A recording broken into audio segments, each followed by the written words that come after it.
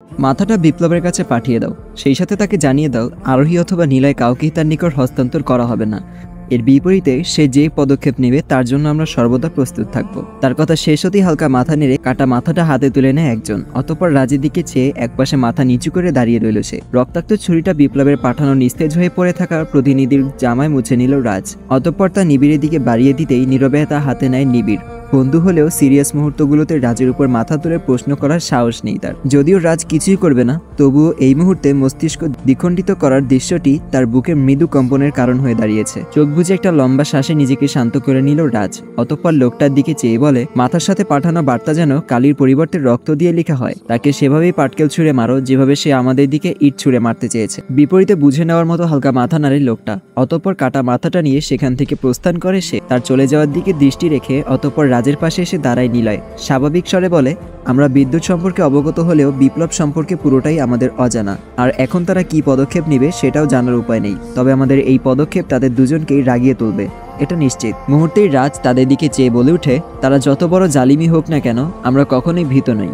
বলেই নীলয়ের মুখোমুখি দাঁড়ায় রাজ। তীব্র আত্মবিশ্বাস নিয়ে ডান হাত হালকা থাপ্পড় দেওয়ার মতো করে নিজের বুকে রেখে বলে, আমি রাজ। জালিমদের বিরুদ্ধে লড়ে রাজত্ব করার জন্যই আমার জন্ম হয়েছে, তাদের ভয়ে ভীত হয়ে গোলামি করার জন্য নয়। রাজের ক্ষিপ্ত মনোভাব যা আত্মবিশ্বাস ও সাহসকে দ্বিগুণ করে তোলে নীলয়ের মাঝেও। যে দৃঢ়তা ধরে রেখে মাথা উঁচু করে লম্বা শ্বাস নেয় সে। বিপরীতে রাজ খানিকটা শান্ত হয়ে ঘুরে দাঁড়িয়ে সদর দরজার দিকে দৃষ্টি নিক্ষেপ করে। পেছনে তার দুপাশে এসে দাঁড়ায় নিলয় ও নিবিড়। নিলয়ের উঁচু মাথার দৃষ্টি ও নিবিড়ের শক্ত হাতে ধরা রক্তাক্ত ছুরিটাই যেন জানান দিচ্ছে দৃঢ় মনোবলের বার্তা। এদিকে বিকেল জুড়ে রাজের উত্তরের অপেক্ষায় রইল বিপ্লব। শেষ বিকেলে নিজের জন্য স্পেশাল তৈরিকৃত বড় চেয়ারটায় বসে রইল বিপ্লব। সামনে একটা বড় টেবিল, যার মাঝে কয়েক রকম ফল সাজিয়ে রাখা হয়েছে। সেখান থেকে একটা আপেল নিয়ে কামড় বসায় আকাশ। সেই নির্দিষ্ট উত্তরের অপেক্ষায় বিপ্লবের আশেপাশে পায়চারি করছে ধীর গতিতে। এখন একটি অ্যাড চলবে, আপনারা চাইলে স্কিপ করতে পারেন। গাইস, 1x হচ্ছে সবচেয়ে বিশ্বস্ত বুকমেকার, যা পিএসজি এবং সিরিয়া অ্যাপের অফিসিয়াল পার্টনার, যেখানে আপনি cricket, football, tennis live match দেখতে এবং তাদের স্কোর ভবিষ্যৎবাণী করে সহজেই অর্থ উপার্জন করতে পারবেন। সেই সাথে বিএমডব্লিউ গাড়ি, আইফোন, ল্যাপটপ এবং আরো অনেক নগদ পুরস্কার জেতারও সুযোগ রয়েছে। এই অ্যাপটিতে আপনি crash, crystal, under and over 21 ইত্যাদি গেম খেলে সহজেই আয় করতে পারবেন। আপনি বিকাশ, নগদ, ব্যাংক, ক্রিপ্টো, পেপাল এবং অন্যান্য সহজ পদ্ধতির মাধ্যমেই সহজেই আপনার জেতা টাকা তুলতে পারবেন। এখানে আপনি 24 ঘন্টা 7 দিন গ্রাহক সহায়তা পাবেন। তাই এখনই পিন কমেন্টের লিঙ্ক ব্যবহার করে রেজিস্ট্রেশন করুন অথবা গুগলে 1x সার্চ করে রেজিস্ট্রেশন করুন। আর হ্যাঁ, রেজিস্ট্রেশনের সময় আমার প্রোমো কোড 1MARUF ব্যবহার করে প্রথমবার ডিপোজিটে 20,000 টাকা পর্যন্ত জেতার সুযোগ পান।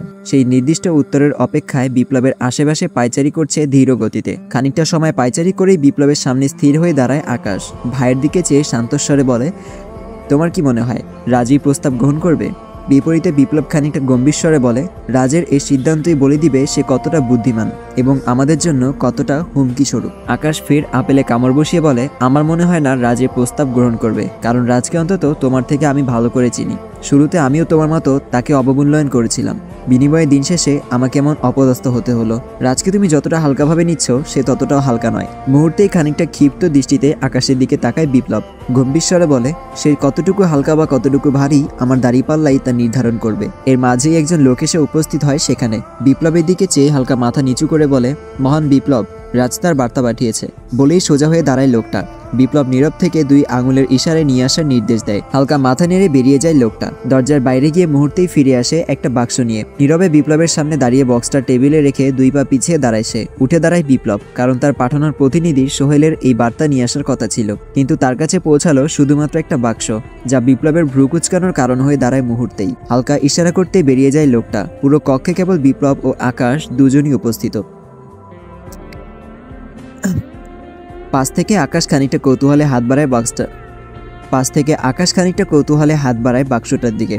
উপরের ঢাকনাটা খুলতেই দুজনের সামনে ভেসে ওঠে একটা কাটা মাথা। অবাক হয়নি তারা কেউ, কারণ যে কোনো পরিস্থিতির জন্য প্রস্তুত ছিল তারা। তবে রাজ এতটা দুঃসাহস দেখাবে তা ভাবেনি বিপ্লব। মাথাটার পাশে একটা খাম, যার উপর রক্ত লেগে আছে।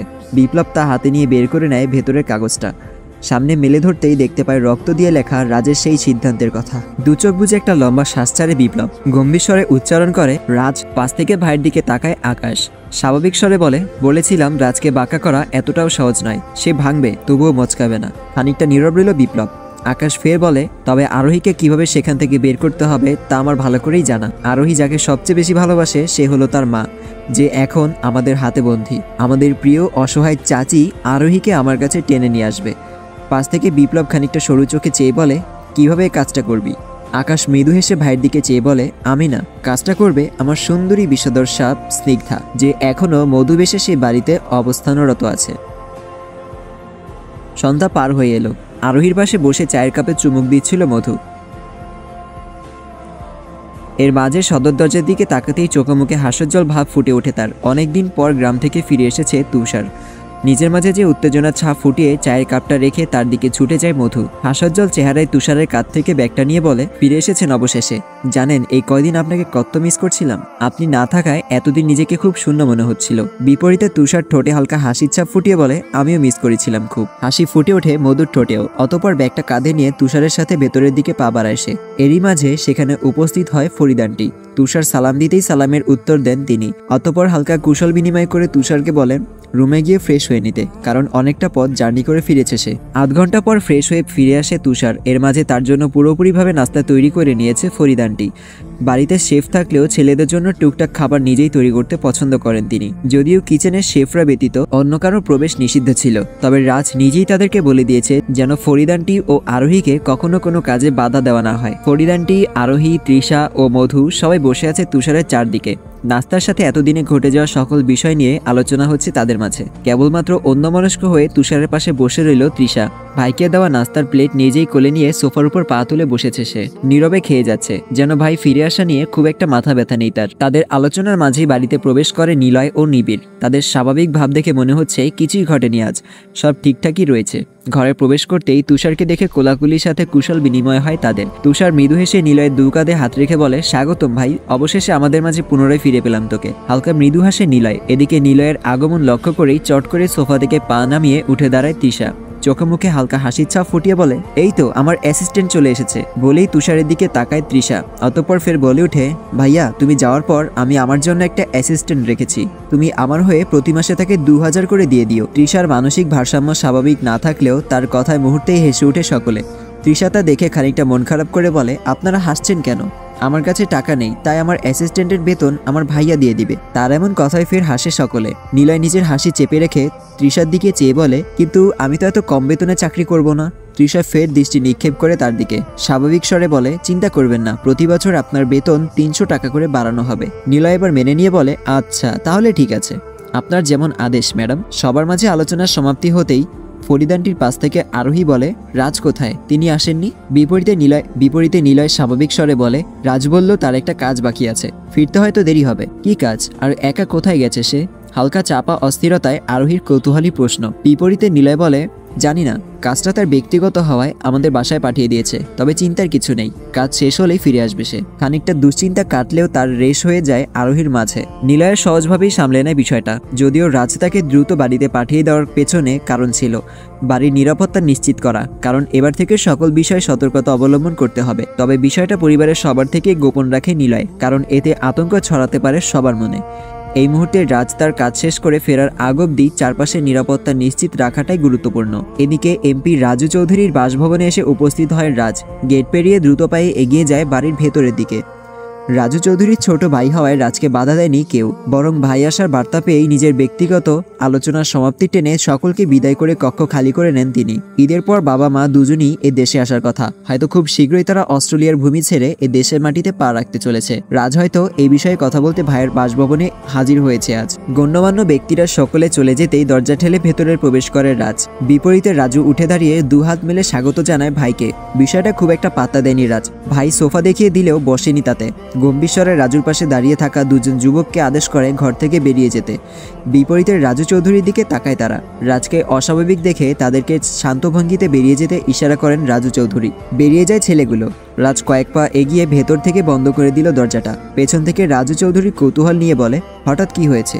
তোকে এমন রাগান্বিত মনে হচ্ছে কেন? বিপরীতে নিরুত্তর রাজ ভাইয়ের দিকে ফিরে ধীরগতিতে পা বাড়িয়ে শান্তস্বরে প্রশ্ন ছুড়ে, একটা প্রশ্নের একটা উত্তর চাই আমি। তুমি বিদ্যুৎ ও বিপ্লবের কর্মকাণ্ডের সাথে জড়িত ছিলে। সেই হত্যাকাণ্ডের পর অনেকটাই চাপের মধ্য দিয়ে সময় পার করতে হচ্ছে রুশানকে। সবটাই যেন এলোমেলো হয়ে উঠেছে চারদিকে। তার সহকারী রুস্তমেরও কোনো খোঁজ মিলছিল না। সব মিলিয়ে প্রায় পাগল প্রায় অবস্থা। ঈদের মাঝেও বাড়ি ফেরা হয়নি তার, যার কারণে রাইসার সাথেও মনোমালিন্য হয়েছে খানিকটা। বারবার রুশানের ব্যস্ততার কথাটা শুনতে শুনতে যেন এই শব্দটা এখন সবচেয়ে অপছন্দের শব্দের তালিকায় পড়ে গেছে রাইসার কাছে, যার ফলে ঈদের পর গত 2 দিন ধরে রুশানের ফোন ধরেনি সে। যদিও রাইসা বুঝতে পারে রুশানের ব্যস্ততার গুরুত্ব, তবুও অপেক্ষাটা যেন অভিমানের রূপ নিচ্ছে ধীরে ধীরে, যা রুশানের কাছে কেবলই একটা দীর্ঘশ্বাসের মতো। আজ হঠাৎ কানে এসেছে রুস্তমের খবর, তবে তা রুশানের কাছে গোপনেই পৌঁছানো হয়েছে। রুস্তম নিজেই বলেছে তার সুস্থতার সংবাদ যেন গোপন রাখা হয়। খবর পেয়েই সেই ঠিকানায় রওনা দিয়েছিল রুশান। রুস্তমের এখন গোপনীয়তার মাঝে নিশ্চয়ই কোনো গোপন রহস্য লুকিয়ে আছে। গায়ে চাদর জড়ানো অবস্থায় একতলা বিশিষ্ট একটা বাড়িতে প্রবেশ করে রুশান। বাড়িটা রুস্তমের এক আত্মীয়র বাড়ি, যেখানে গত 4 দিন ধরে চিকিৎসাধীন অবস্থায় পড়েছিল রুস্তম। রুশান বাড়ির ভেতরে প্রবেশ করতেই রুস্তমের সেই আত্মীয় দরজা দাঁড়িয়ে এদিক ওদিক দৃষ্টি বুলিয়ে পুনরায় বন্ধ করে দিল দরজাটা। ভেতরের দিকে পা বাড়ায় রুশান, দেখে ভেতরের একটা রুমে চেয়ারে বসে আছে রুস্তম। তার এক হাত গলার সাথে বেঁধে ঝুলিয়ে রাখা হয়েছে। রুশানকে দেখে উঠে দাঁড়াতে চাইলেও ব্যথায় চোখ মুখ কুঁচকে নেয় সে। রুশান বুঝতে পেরেই দ্রুত তাকে ধরে বসিয়ে দেয় পুনরায়। শান্তস্বরে বলে, দাঁড়াতে হবে না, বসো। কেমন আছো এখন? আলহামদুলিল্লাহ, এখন কিছুটা ভালো। খানিকটা নীরব রইল রুশান। রুস্তমকে এক নজর দেখে নিয়ে বলে, কিভাবে ঘটেছিল এসব? প্রশ্নের বিপরীতে রুশানের দিকে তাকায় রুস্তম। শান্তস্বরে বলে ওঠে, বিশ্বাসঘাতকতা। বিপরীতে রুশান খানিকটা ভ্রুকুচকে বলে, মানে? আপনি কি জানেন দীর্ঘদিন ধরে আমাদের মাঝে মিশে থাকা সেই বিশ্বাসঘাতকটা কে? রুশান খানিকটা কৌতূহল নিয়ে বলে, কে? খানিকটা সময় নিয়ে একটা শ্বাস ছাড়ে রুস্তম, অতঃপর বলে, ডিআইজি জাহাঙ্গীর আলম। এদিকে রাজের প্রশ্নে খানিকটা বিস্মিত হলেও নীরব রইলেন তার ভাই রাজু চৌধুরী। বুঝতে পারে আজ হঠাৎ যেহেতু রাজ এমন প্রশ্ন করে বসেছে, সেহেতু নিশ্চয়ই সে নিশ্চিত হয়েই এখানে এসেছে। ভাবতেই নীরব রইলেন তিনি। বিপরীতে রাজ শান্তস্বরে পুনরায় বলে, আমি উত্তর চেয়েছি, হ্যাঁ অথবা না। বাধ্য হয়েই রাজু চৌধুরী হালকা মাথা নেড়ে বলে, হ্যাঁ, তাদের সাথে আমার সম্পর্ক আছে, তবে আমি তাদের এসব কর্মকাণ্ডের সাথে জড়িত নই। আমি কেবল তাদেরকে রাজনৈতিক দিক থেকে সমর্থন করেছিলাম, আর এটা আমি বাধ্য হয়েই করেছি। এই কথাটা প্রথমবার বিপ্লবের প্রতিনিধি সোহেলের কাছে শুনেছিল রাজ, আর এখন তার সত্যতা প্রমাণ মিলে। মুহূর্তে নিজের আপন বড় ভাইয়ের গালে সজোরে থাপ্পড় বসিয়ে দেয় রাজ। এক আঘাতে সোফার উপর ছিটকে পড়ে এমপি রাজু চৌধুরী।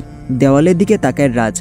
ঘরের দেওয়ালের সাথে 2টা চিকন ধারালো তরবারি ক্রস চিহ্নের ন্যায় সেট করে রাখা ছিল, যার মাঝখানে বসানো ছিল রাজু চৌধুরীর ভোটে লড়া সেই প্রতীক। সেখান থেকে টান দিয়ে একটা চিকন লম্বা ছুরি হাতে নেয় রাজ। কয়েক পা ফেলে পুনরায় ভাইয়ের সামনে এগিয়ে আসে সে।